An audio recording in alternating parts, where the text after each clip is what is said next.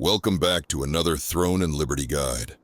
Today, we are diving into the Cursed Wasteland, a challenging level 50 dungeon whose boss is the fearsome Shaikal.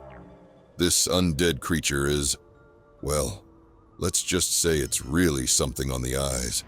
It looks like half spider, honestly, I don't even know. I think I have counted 9 eyes, and it has 4 arms. Both arms on the right side look suspiciously more jacked. Yeah, I think Shaikal's been spending some quality alone time. Anyway, back to the topic at hand.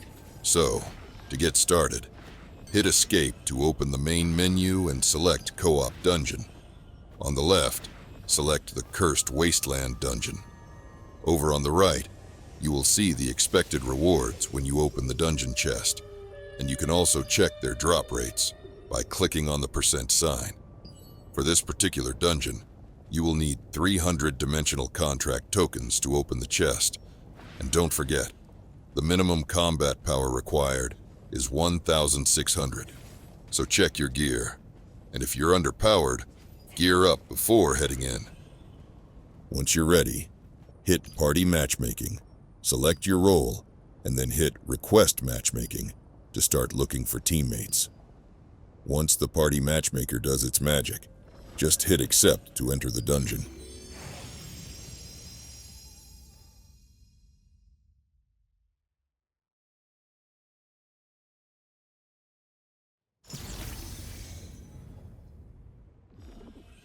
Once inside, it is always good practice to hit Enter, open the chat window, and say hello to your party. A quick greeting sets a positive tone and gets everyone ready to work together.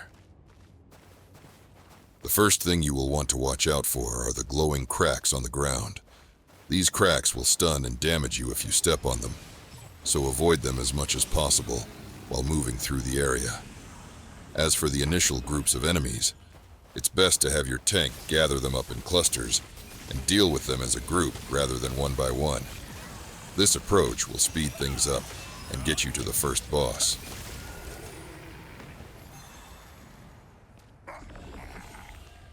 In order to spawn the first boss, Blath, someone needs to interact with the blue orb in the center of the circular arena. This will summon 2 adds, and once you have taken them down, Blath will awaken, ready for battle. The circular layout of the area gives you plenty of room to spread out, so use this space to your advantage once the fight begins.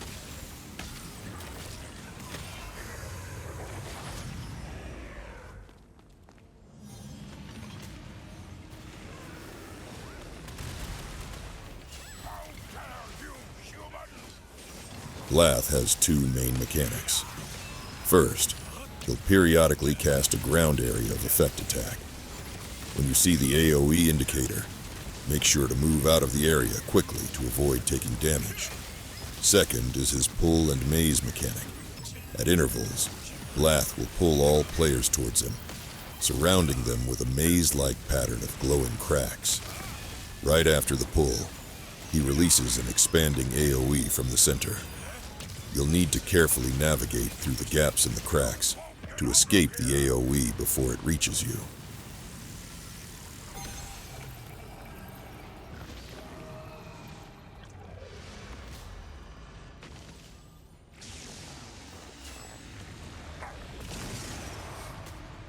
With Blath defeated, you're one step closer to clearing the Cursed Wasteland Dungeon.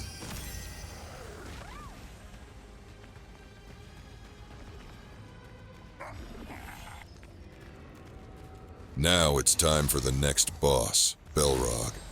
To summon him, interact with the blue orb in the center of the arena, just like with Blath. This will call in several adds. Take them down quickly. Once they're defeated, Belrog himself will appear.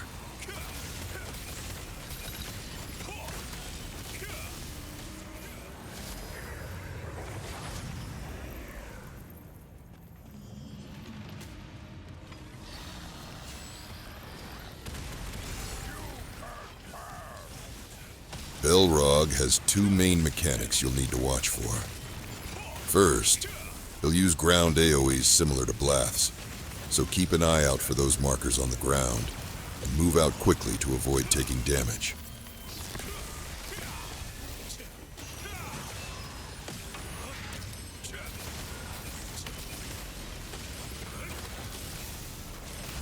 Second is his pull to center mechanic.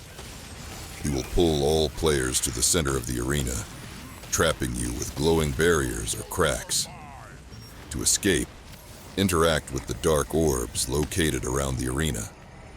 Activating these orbs temporarily disables the barriers, allowing you to move out before his AoE attack hits.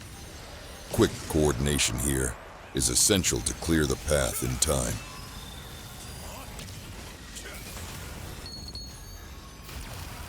Alright, now that we've dealt with the first two bosses, it's time to jump straight into the final showdown, Shaikal. This is where all your skills and teamwork come together. Shaikal is no easy fight, and he is packed with powerful mechanics that will test your group's coordination and focus. As you descend into the arena for Shaikal's fight, you will immediately notice that the arena is split into 3 sections. This division is marked by lines of glowing barriers that cut through the arena, creating 3 distinct zones. These lines intersect with the outer edge of the arena at 3 specific locations, each marked by a horn-shaped object. These horns are crucial for certain mechanics in the fight, so keep their locations in mind as you position yourselves. Understanding this layout will help your team navigate Shaikal's most dangerous attacks effectively. One of the key mechanics in Shaikal's fight is his Fury area of effect attack. When you see the purple indicator appear, your best option is to block to avoid taking damage. When Shaikal turns purple, it usually signals the start of the purple orb mechanic. Typically, the tank, who holds aggro, will be targeted by a purple orb. This means Shaikal is focusing on them with a trailing purple fire attack. This fire attack will follow the marked player, so they need to stay isolated from the rest of the group to prevent the fire from spreading and damaging teammates. Quick reactions are essential here. If the fire touches other players, it can deal significant damage or even lead to a team wipe. During the purple orb phase, the 3-section layout of the arena becomes critical. If the marked player needs to cross into another section to maintain isolation, other teammates can interact with the horn-shaped objects located at the edges of the barriers. Activating these horns temporarily disables the barriers, creating a safe passage and giving the marked player more room to maneuver. For effective teamwork, it's crucial to coordinate with the tank or the marked player on the direction they'll move, whether clockwise or counterclockwise around the arena. This ensures everyone is on the same page and prevents accidental damage. This cooperation is key to keeping the marked player isolated and minimizing the risk of spreading the deadly fire.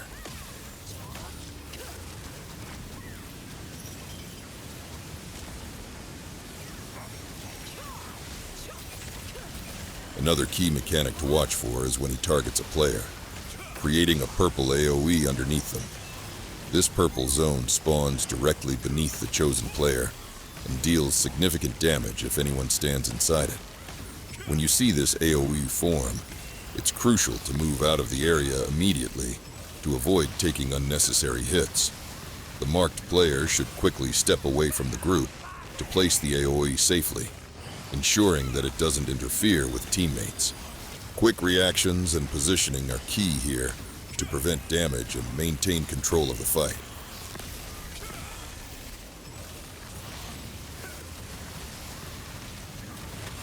When Shaikal targets you with a red orb, it's a warning to quickly distance yourself from the rest of the group. This orb signals that a huge red AoE will soon spawn beneath you. Once it appears, the red AoE will not only deal damage, but also create a pull effect, drawing anyone nearby into its range. If you're marked with the red orb, move to the edge of the arena as fast as possible to place the AoE safely away from teammates. This way, you minimize the risk of pulling others into the damage zone. Quick reactions are essential to keep the team safe and avoid unnecessary wipes. Alright, now that we've covered all of Shaikal's mechanics, it's time to put this lover of mothers down once and for all. Let's take everything we've learned, quick reactions, sharp positioning, and solid teamwork, and bring Shaikal to his knees.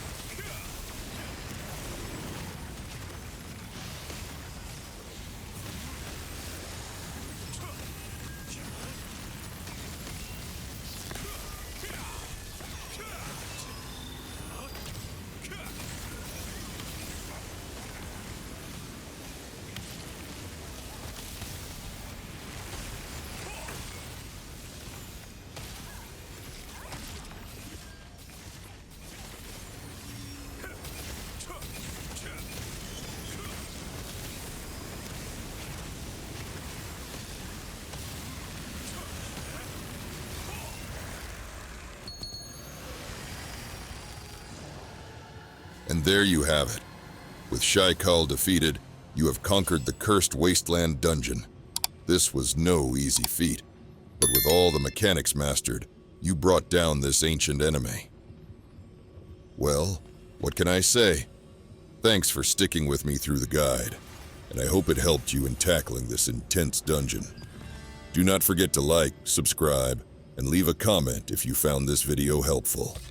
Keep fighting strong and enjoy your well-earned loot. I will see you in the next video.